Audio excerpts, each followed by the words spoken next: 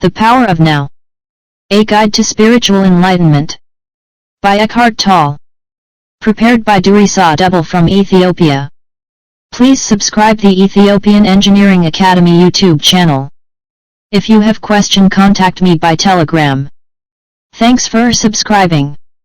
Part 1. Foreword.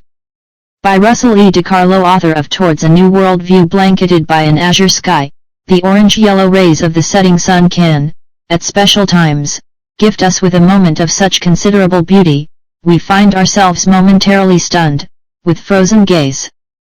The splendor of the moment so dazzles us, our compulsively chattering minds give pause, so as not to mentally whisk us away to a place other than they. Bathed in luminescence, a door seems to open to another reality, always present, yet rarely witnessed. Abraham Maslow called these peak experiences, since they represent the high moments of life where we joyfully find ourselves catapulted beyond the confines of the mundane and ordinary. He might just as well have called them peak experiences.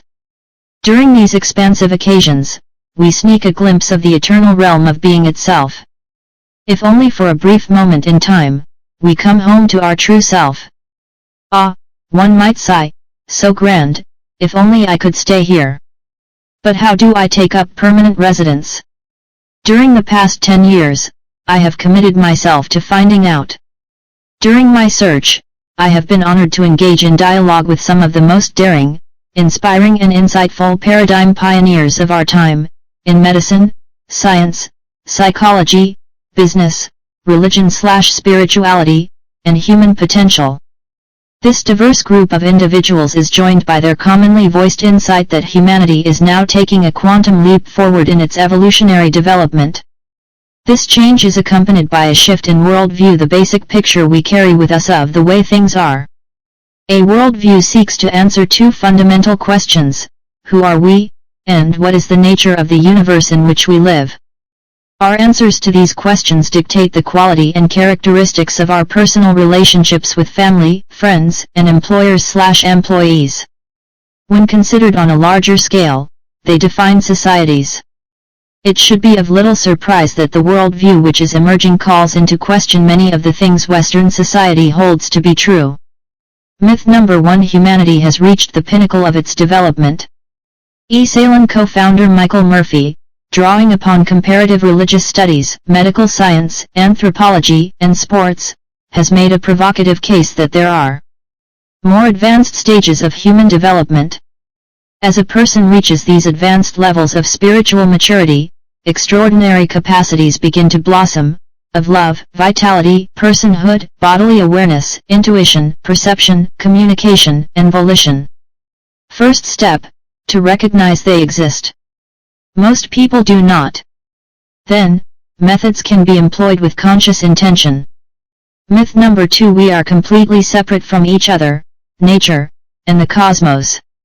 This myth of other than me has been responsible for wars, the rape of the planet, and all forms and expressions of human injustice. After all, who in their right mind would harm another if they experienced that person as part of themselves?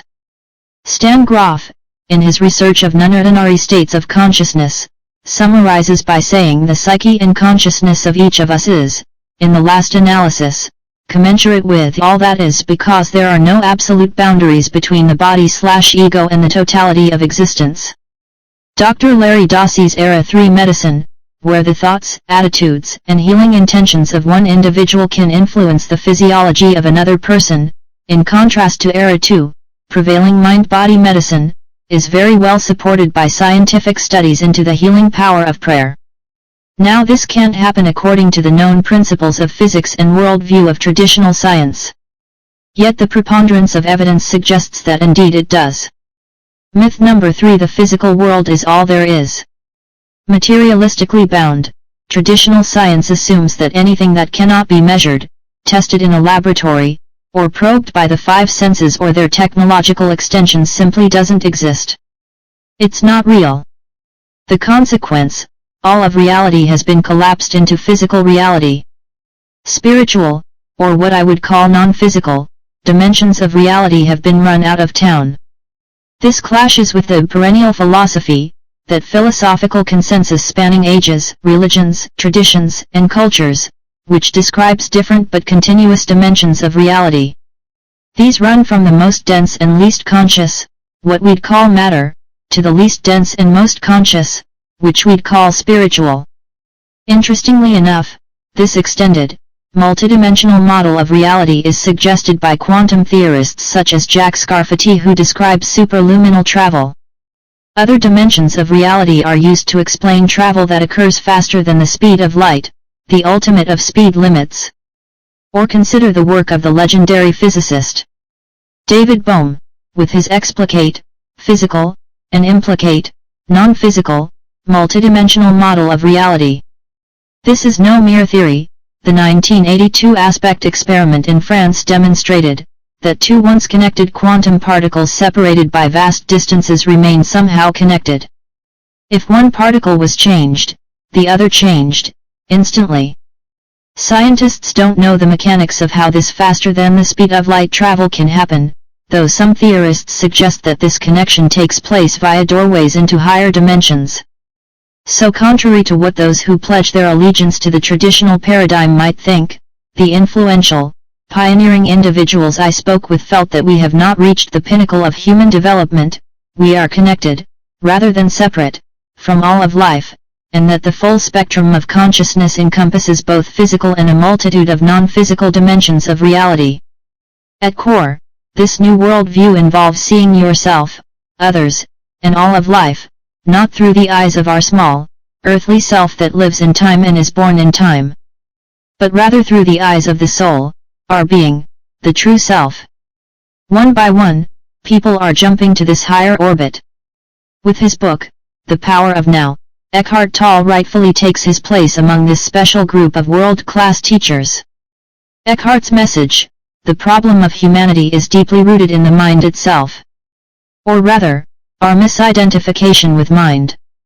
Our drifting awareness, our tendency to take the path of least resistance by being less than fully awake to the present moment, creates a void. And the time-bound mind, which has been designed to be a useful servant, compensates by proclaiming itself master. Like a butterfly flittering from one flower to another, the mind engages past experiences or, projecting its own made-for-television movie, anticipates what is to come. Seldom do we find ourselves resting in the oceanic depth of the here and now. For it is here, in the now, where we find our true self, which lies behind our physical body, shifting emotions, and chattering mind. The crowning glory of human development rests not in our ability to reason and think, though this is what distinguishes us from animals. Intellect, like instinct, is merely a point along the way. Our ultimate destiny is to reconnect with our essential being and express from our extraordinary, divine reality in the ordinary physical world, moment by moment.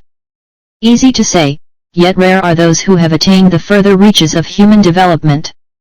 Fortunately, there are guides and teachers to help us along the way. As a teacher and guide, Eckhart's formidable power lies not in his adept ability to delight us with entertaining stories, make the abstract concrete, or provide useful technique. Rather, his magic is seated in his personal experience, as one who knows. As a result, there is a power behind his words found only in the most celebrated of spiritual teachers. By living from the depths of this greater reality, Eckhart clears an energetic pathway for others to join him. And what if others do? Surely the world as we know it would change for the better. Values would shift in the flotsam of vanishing fears that have been funneled away through the whirlpool of being itself. A new civilization would be born. Where's the proof of this greater reality, you ask? I offer only an analogy. A battery of scientists can get together and tell you about all the scientific proof for the fact that bananas are bitter. But all you have to do is taste one, once, to realize that there is this whole other aspect to bananas. Ultimately, proof lies not in intellectual arguments, but in being touched in some way by the sacred within and without. Eckhart Tolle masterfully opens us to that possibility. Russell E. DiCarlo, author, Towards a New World View, Conversations at the Leading Edge, Erie, Pennsylvania, USA, January 1998. Acknowledgments. I am deeply thankful to Connie Kella for her loving support and her vital part in transforming the manuscript into this book and bringing it out into the world. It is a joy to work with her. I extend my gratitude to Corey Ladner and those wonderful people who have contributed to this book by giving me space, that most precious of gifts, space to write and space to be. Thank you to Adrian Bradley in Vancouver, to Margaret Miller in London and Angie Francesco in Glastonbury, England, Richard in Menlo Park and Rennie Frumkin in Sausalito, California. I am also thankful to Shirley Spaxman and Howard Kella for their early review of the manuscript and helpful feedback, as well as to those individuals who were kind enough to review the manuscript at a later stage and provide additional input. Thank you to Rose Denduich for word processing the manuscript in her unique, cheerful and professional manner. Finally, I would like to express my love and gratitude to my mother and father, without whom this book would not have come into existence, to my spiritual teachers, and to the greatest guru of all, life.